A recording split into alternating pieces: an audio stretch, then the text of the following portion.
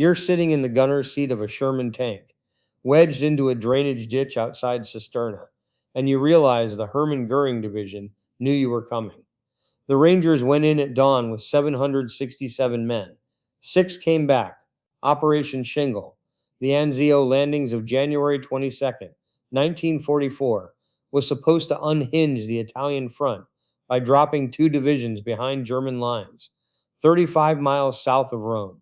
Instead, it became a 4-month siege that killed 7,000 Allied troops and wounded 36,000 more, all fought on a beachhead 7 miles deep where there was no rear area, and every cook, clerk, and nurse lived under observed artillery fire. The landing itself was perfect, almost boring. You hit the beach at 0200 hours, expecting Salerno level resistance. Nothing. The German company guarding the coast folded or ran. By noon, 36,000 men and 3,200 vehicles were ashore. 13 killed, 97 wounded. The port of Anzio was intact. Engineers were already bulldozing exits through the sand. The road to Rome sat empty. Then Major General John Lucas stopped. Lucas had orders to advance on the Alban Hills, a volcanic mass of 20 miles inland that dominated every approach to Rome and the beachhead itself. He read advance on as move toward, not seize. He'd been at Salerno, where the beachhead nearly collapsed. His boss, Lieutenant General Mark Clark, had told him directly, "Don't stick your neck out as I did at Salerno." Lucas spent January 22nd and 23 landing artillery and stockpiling ammunition, instead of pushing inland. He wrote in his diary that the whole operation had a strong odor of Gallipoli. Churchill wanted a wildcat hurled at the shore. He got a beached whale. Field Marshal Albert Kesselring, commanding German forces in Italy, activated Case Richard within 2 hours of the landing. This wasn't improvisation. It was a standing plan for exactly this scenario. The 4th Parachute Division came down from reserve. The Hermann Goering Panzer Division pulled off the line at Cassino. The 26th Panzer and 3rd Panzer Grenadier shifted from other sectors. By January 24th, German units were closing a ring around the beachhead. Within a week, they outnumbered the Allies. Kesselring put his artillery on the Alban Hills and the Lepini Mountains. From up there, his gunners could see the entire beachhead. You couldn't hide a truck, couldn't move a platoon in daylight without drawing fire. There was no sanctuary. Nurses at the 95th Evacuation Hospital worked in sandbag tents, while 88 shells landed in the surgical ward. 3 nurses died that way, standing over operating tables because you can't crouch and operate at the same time. Lucas tried to break out on January 30th, a week late. The plan was simple. Truscott's 3rd Division would hit Cisterna on the right. The British 1st Division would push up the Via Anzio toward Campoleone on the left. Both attacks failed, but the Ranger disaster at Cisterna stands out. Colonel William Darby's 1st and 3rd Ranger battalions infiltrated at night along an irrigation ditch, trying to reach Cisterna before dawn. German intelligence had the route. The Rangers walked into a prepared kill zone. Hermann Goering panzers on 3 sides. Paratroopers dug in with machine guns. The Rangers were light infantry with no armor and no artillery support once the Germans cut them off. They fought until the ammunition ran out. Of 767 men, 6 made it back. The rest were dead or captured. The elite Ranger Force, the unit that had scaled the cliffs at Point du Hoc, was effectively destroyed in 8 hours. The British had their own nightmare at Campoleone. They drove a salient up the Via Anziate. Troops called it the Thumb, but the terrain was a maze of wadis, deep ravines that channeled movement and let German infiltrators get behind the line. British brigades got chewed up by artillery and counterattacks on exposed flanks. They fell back to the factory, a model fascist farm settlement at Aprilia with brick observation towers. The factory changed hands in house-to-house fighting.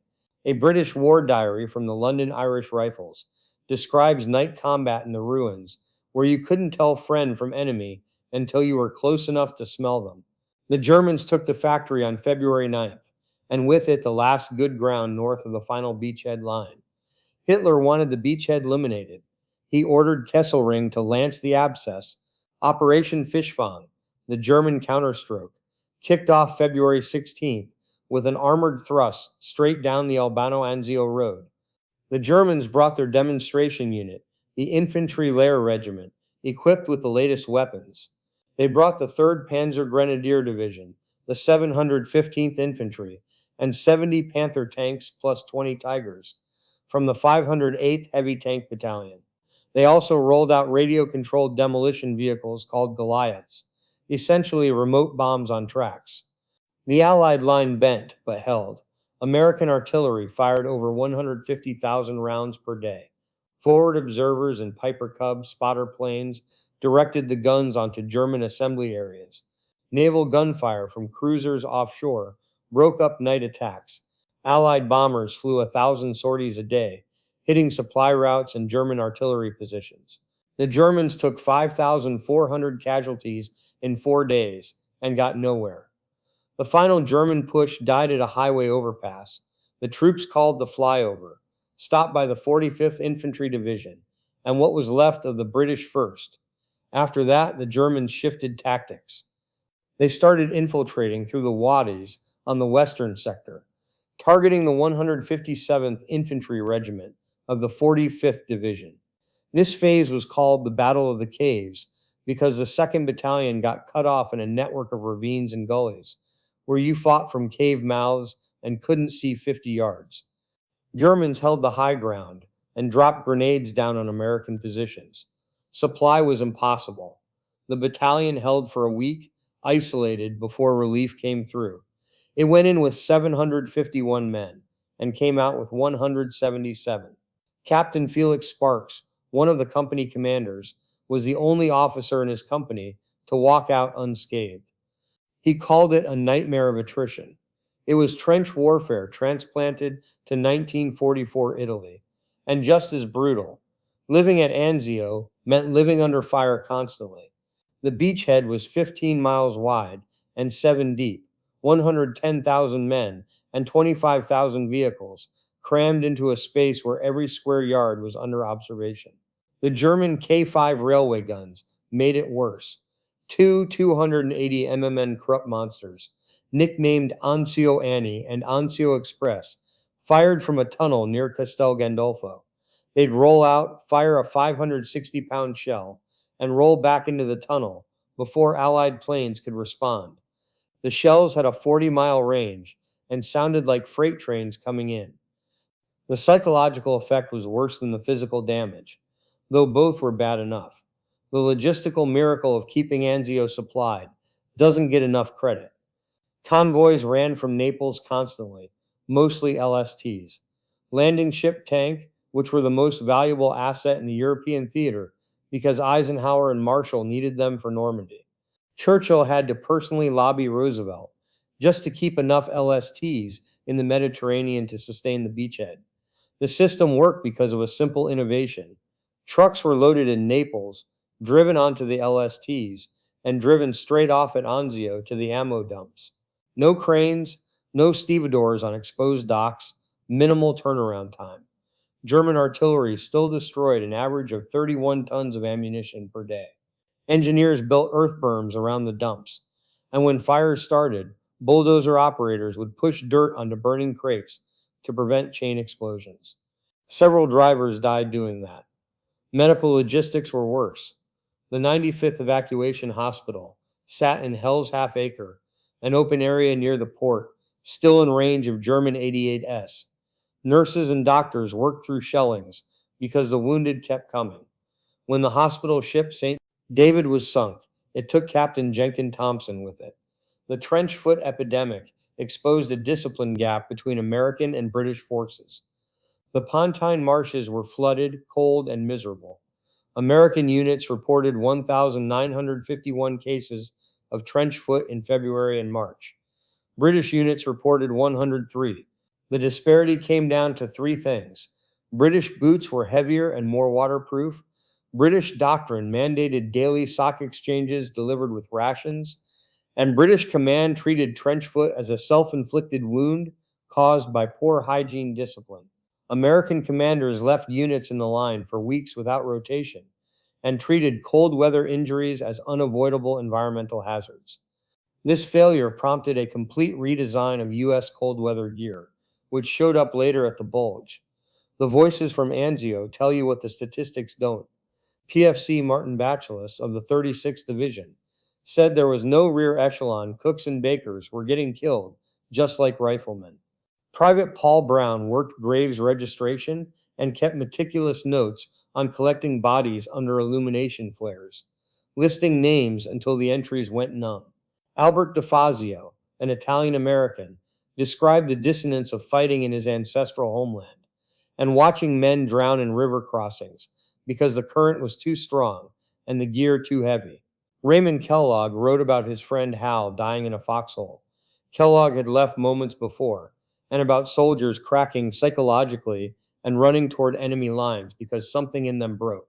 By May, the broader Italian offensive Operation Diadem finally shattered the Gustav Line. General Lucian Truscott, who'd replaced Lucas as VI Corps commander, prepared the breakout from Anzio.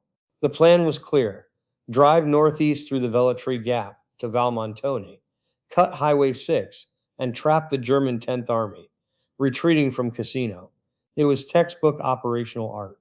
Truscott's corps was positioned to close the trap. On May 25th, General Mark Clark changed the plan. He redirected the bulk of VI Corps northwest, toward Rome, leaving only a screening force at Valmontone. Clark wanted to be the first Allied general to liberate the Eternal City, and he wasn't going to let the British beat him there. Truscott was stunned. "I was dumbfounded," he wrote later. Such was the order that turned the main effort of the beachhead forces from the Valmontone Gap and prevented destruction of the German 10th Army. The German 10th Army slipped through. Allied forces entered Rome on June 4th, and the propaganda value was enormous. But the German army escaped intact and set up the Gothic line in northern Italy. The war there would drag on another year. Anzio pinned down German divisions that could have reinforced Normandy.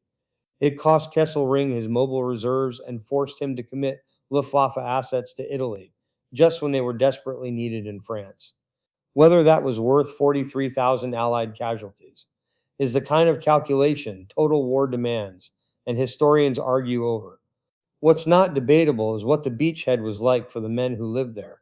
4 months under constant fire on a strip of land where every inch was observed and targeted, where nurses died in operating rooms and rangers were annihilated in ditches, where soldiers froze in flooded marshes, and bulldozer operators pushed dirt onto burning ammunition to stop explosions. Churchill called it a stranded whale. The men who fought there had other names for it, none of them suitable for print.